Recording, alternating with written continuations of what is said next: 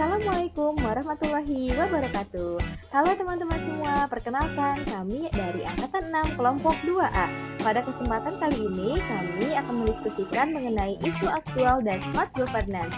Sebelumnya kita perkenalan dulu ya, saya dengan Hilda Nurul Apriyani dan teman saya Kinanti Sugih Pangestu dan Fadil Muhammad Akbar, Krista Abdurrahman, dan Feni Yasinta Nursyahbani. Oke, selamat menyaksikan.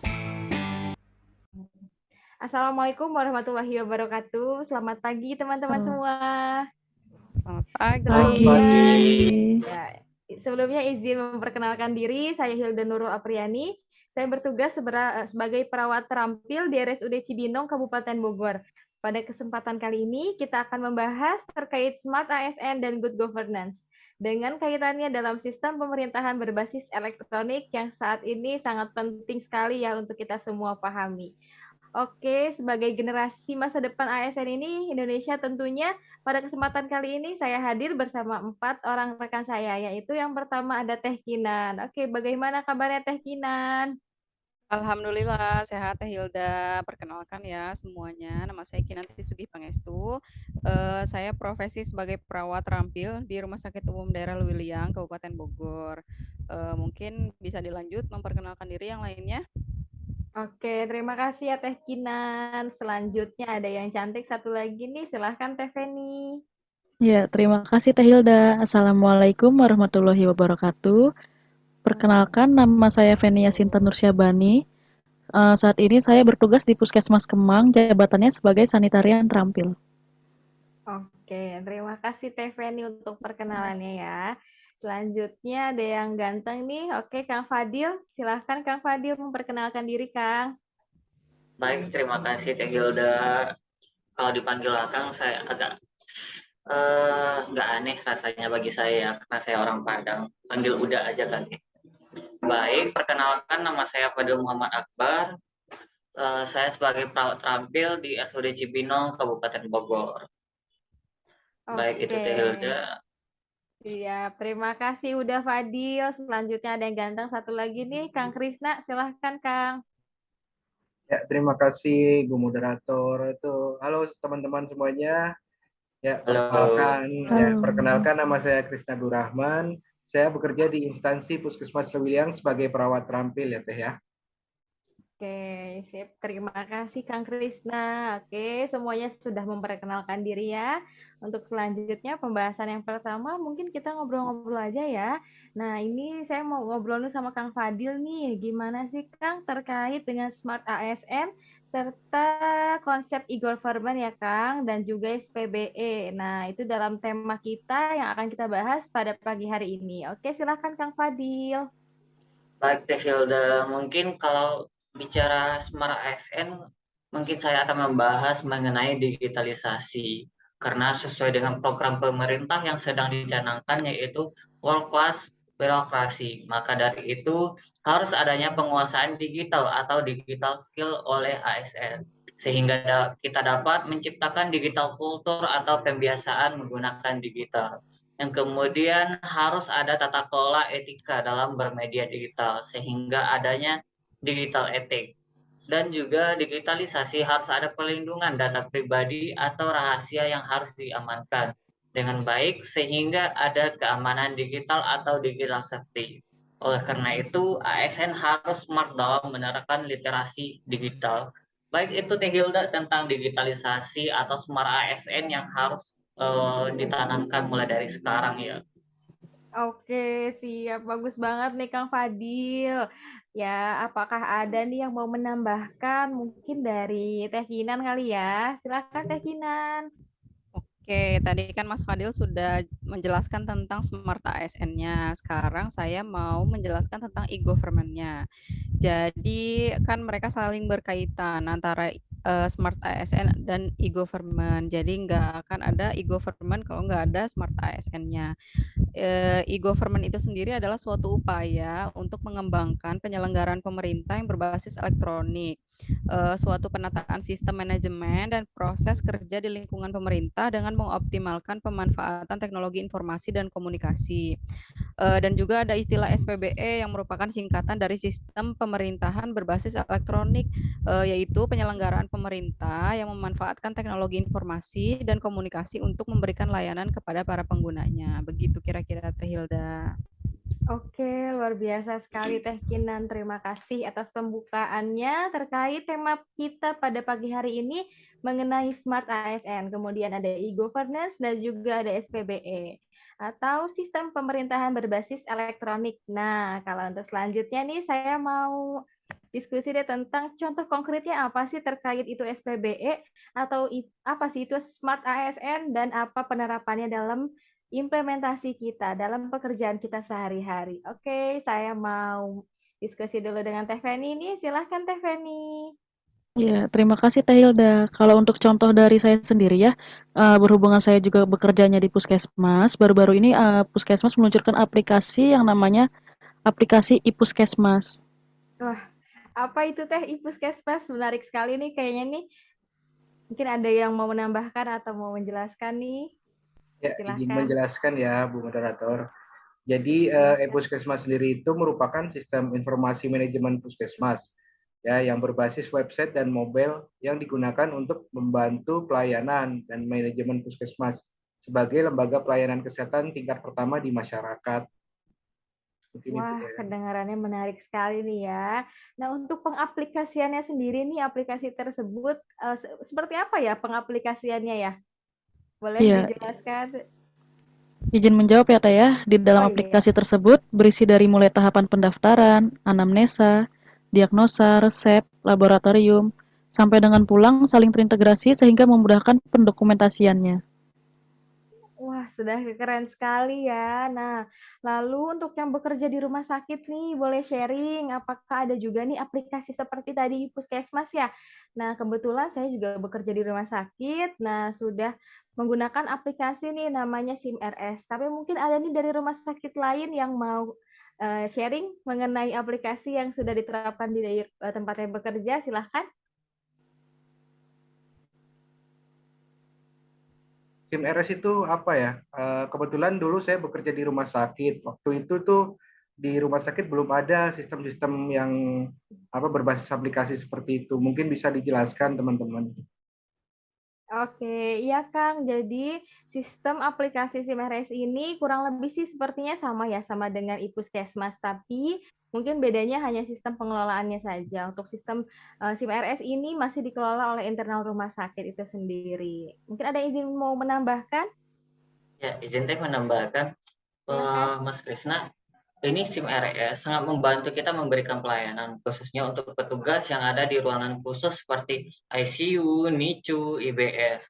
Sehingga kita tidak perlu banyak mobilisasi karena sudah terintegrasi dengan unit yang lain seperti laboratorium, radiologi, dan yang lainnya. Jadi kita bisa lebih fokus nih menghadapi atau melayani pasien. Baik itu untuk di SIM-RS di rumah sakit, Kang Krisna. Di rumah sakit tempat saya bekerja juga ada ya, yang sistemnya sama dengan SIM-RS, cuman beda nama aja. Kalau di saya tuh namanya Eucalyptus, tapi semuanya sistemnya sama, cara penggunaannya juga sama, hampir sama semuanya. Oke, mungkin secara keseluruhan sistem yang sudah diterapkan dalam rumah sakit kita ini sudah hampir sama semua ya. Nah, apakah aplikasi berbasis elektronik ini bisa dikategorikan sebagai salah satu indikator terciptanya smart governance? Baik teh, tentunya sistem ini sudah sesuai karena dalam visi SPBE yaitu terwujudnya sistem pemerintahan berbasis elektronik yang terpadu dan menyeluruh untuk mencapai birokrasi dan pelayanan publik yang berkinerja tinggi, Oke. sehingga memudahkan kita atau wujudnya era digitalisasi gitu. Oke, siap. Setuju sekali nih sama Kang Fadil ya.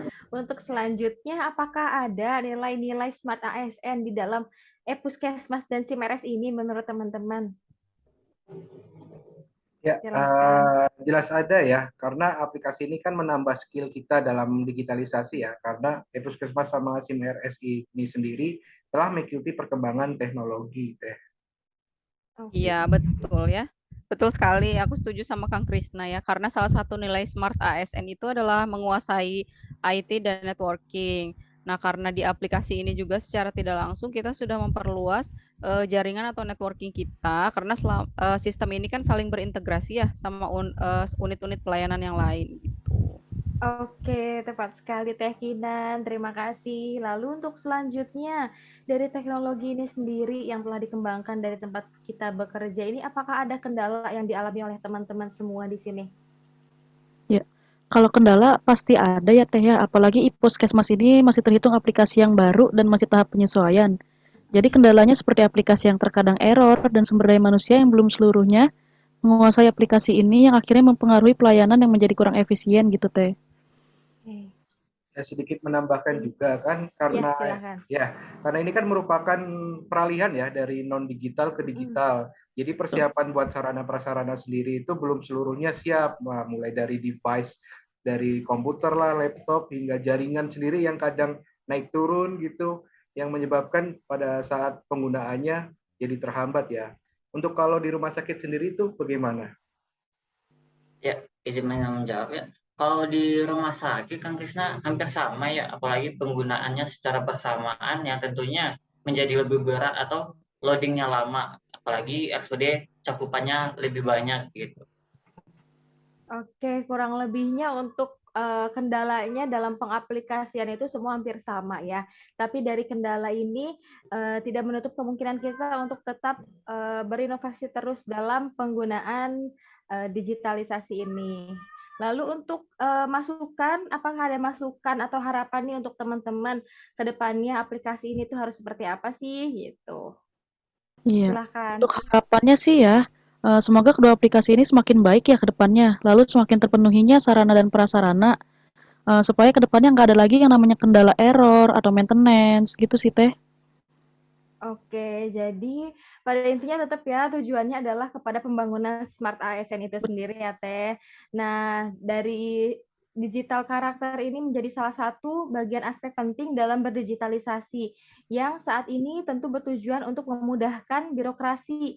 Nah, terakhir nih saya mau minta pendapat dari siapa ya? Teh Kinan mungkin ya tentang diskusi kali ini ya. Silahkan Teh Kinan. Oke, terima kasih atas kesempatannya Teh Hilda. Jadi saya izin memberikan kesimpulan ya tentang diskusi kita tadi. Jadi menurut saya memang untuk menciptakan suatu tata kelola atau good governance, maka dibutuhkanlah sumber daya manusia. Salah satunya itu kita sebagai ASN. Jadi kita tuh harus smart dalam berbagai bidang ya, terutama bidang yang kita bahas ini tentang digitalisasi, di mana digitalisasi ini sangat memudahkan kita dalam melakukan aktivitas. Nah, kemudian bagi saya sebagai tenaga medis sangat memudahkan dalam memberikan pelayanan, jadi lebih cepat, lebih efisiensi waktu gitu ya. Terus meskipun demikian, nilai-nilai yang lain juga nilai-nilai yang lain dari Smart ASN itu tidak boleh kita lupakan seperti nasionalisme atau cinta tanah air, juga profesionalisme dalam bekerja, integritas, kemudian berwawasan global, networking atau hospitality. Terus karena nilai-nilai ini yang akan menjadi dasar juga bagi kita dalam berkembang di bidang digitalisasi. Contohnya saja adalah poin berwawasan global. Untuk kita memperbanyak wawasan global itu pasti kita kan menggunakan IT seperti untuk mencari jurnal terbaru sesuai profesi kita. Nah, jadi digitalisasi ini sebenarnya seperti tonggak utama ya dalam pencerminan poin-poin lain dari nilai ASN itu sendiri. Mungkin begitu saja Teh Hilda kesimpulan dari saya. Terima kasih. Oke, sama-sama Teh Kinan. Terima kasih juga atas diskusi hari ini ya pada pagi hari ini. Semoga kita semua bisa menjadi ASN yang senantiasa mengikuti perkembangan zaman dalam era digitalisasi, guna mewujudkan Smart Amin. ASN dalam pemerintahan yang berkualitas atau good governance. Oke, sampai ketemu di pembahasan yang tidak kalah menarik pastinya. Mungkin sebelum kita akhiri, kita jargon dulu kali ya, biar seru ya. Biar tambah Boleh. semangat. Boleh. Boleh. Saya yang pimpin boleh? Izin? Boleh Teh, mangga. Oke, jadi jargonnya seperti ini. Jabar juara, Bogor, Kabupaten Bogor, Pancakarsa, BPSDM terpercaya, kelompok 2A, jaya, jaya, jaya. Oke? Oke, siap. Kita coba ya. Oke, sip. Jabar Juara. Kabupaten Bogor, Pancakarsa. BPSDM Terpercaya. kelompok 2A, Jaya. Jaya. Oke, saya akhiri. Kurang lebihnya saya mohon maaf. Wabillahi taufiq wal hidayah. Wassalamualaikum warahmatullahi wabarakatuh. Waalaikumsalam Waalaikumsalam warahmatullahi wabarakatuh. See you.